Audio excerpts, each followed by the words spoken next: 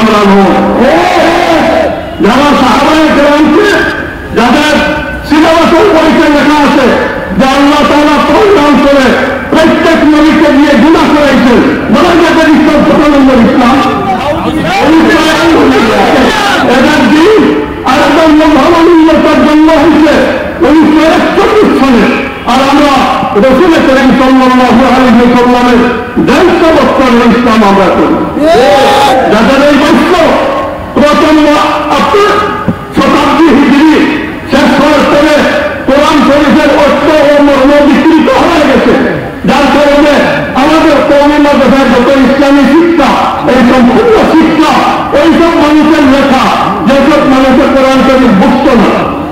এই প্রথম ব্যক্তি মওদুদ ইসলাম এসে কোরআন শরীফের আসল অর্থ মানুষের কাছে খুলে দিয়েছে।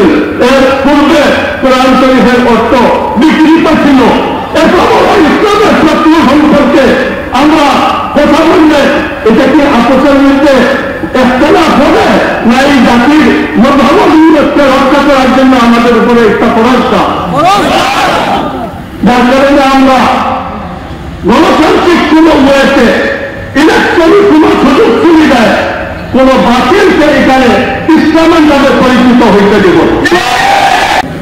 আদিবাসী উপজাতিরা জাতিসংঘের বরাতে নিজেদের আদিবাসী হিসাবে পরিচয় দেওয়ার সুযোগ পাচ্ছে।